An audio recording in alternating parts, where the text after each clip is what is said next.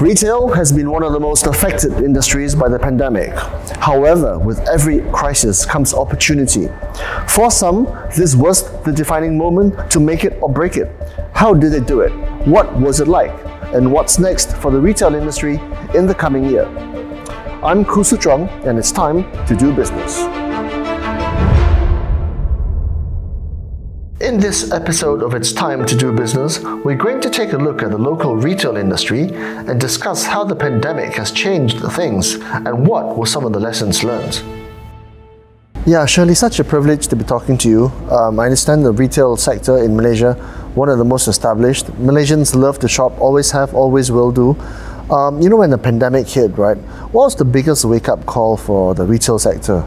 In my opinion, I think a lot of retailers were not expecting the pandemic to last so long. But what really jotted them and then threw them off balance was the prolonged, lockdowns and implementation of various phases of MCOs. Especially those who have already long embarked into online selling, they were less affected.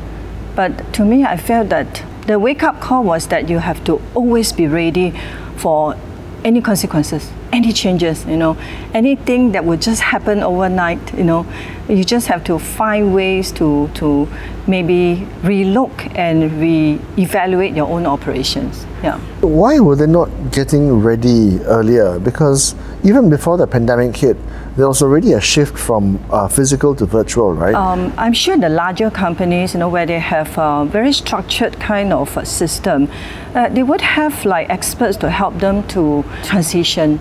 A lot of them have, online selling platform as well. They have their own e-commerce, selling system. I'm talking about the smaller ones here. They're used to like customers walking into their stores to buy things from them. They would probably not thought of like having to go online to sell, their products. They were already adjusting, but it took a while for them to, switch to online system. Even right now, I don't think retailers, would like switch 100% to online selling. Yeah, so the experiential ones, the high value, the high, for example, fine dining, definitely that doesn't transport well to the virtual world.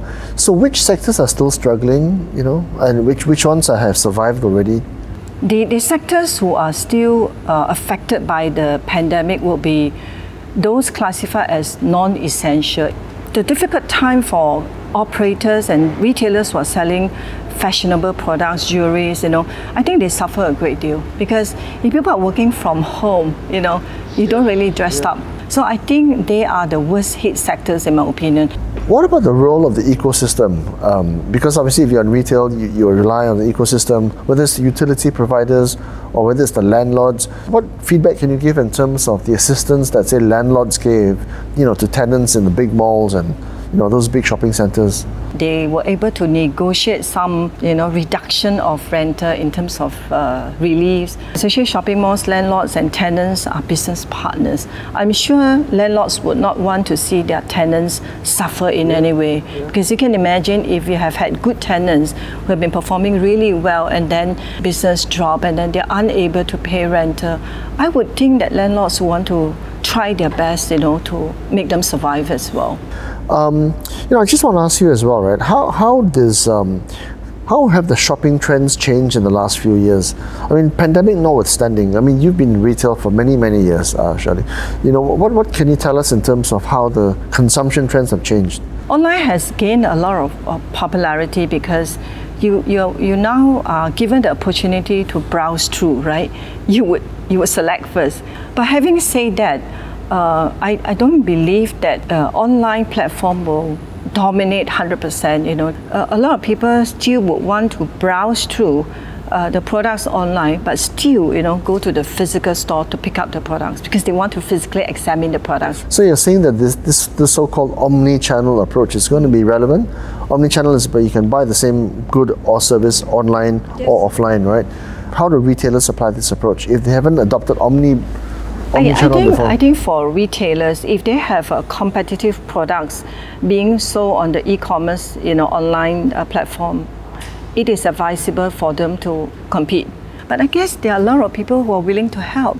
You know, there are a lot of companies out there, you know, you pay a fee, they are basically hand-holding programs to help you to embark into online selling. Yeah, but Shirley, that's the issue, right? Because if you were already quite, in terms of difficult times, even before the pandemic, now it's even worse, right? So they will need help from the ecosystem wherever they can get it. What kind of role did you guys at MRCA play in terms of helping these guys? One of my main objectives is really to help members to recover, and we even conducted like Member Solution Day. Member Solution Day is like one-day seminar where you can request assistance from our members too, who are experts in providing this digitalization and transformation kind of courses to help them.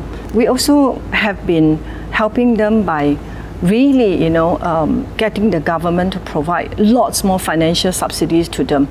Yeah, Shirley, I know that times are still what they are, and things are improving, but they can always be improved even further.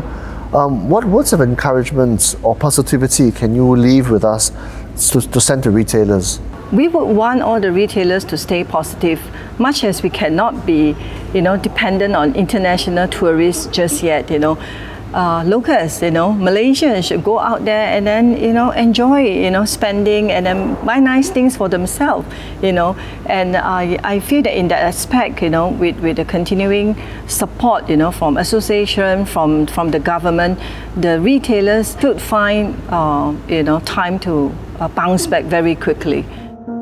Despite an emphasis on going online, there are some businesses that cannot fully pivot to the digital world as they rely heavily on physical experiences. Not to mention the cost and expertise it takes to go online, the retail sector was thrown into a state of chaos last year when many were forced to shut their doors without any proper planning or guidance. While there are those who managed to pull through, the journey was not an easy one. Let's listen to some of them. There are a few factors actually affecting the supply chains. Of course, the most obvious one is the manpower issues. We have to work in the Team A and Team B, and that actually affecting the supply of the stocks to the front lines.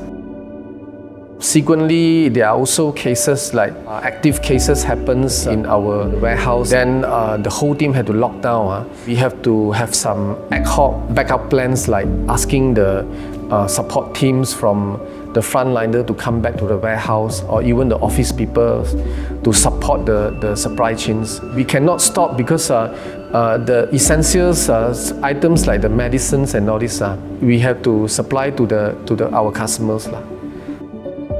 Cost of operations for the pharmacies business is much more higher compared to other businesses because we need a pharmacy on duty for every store. Long hour service is also one of the factors.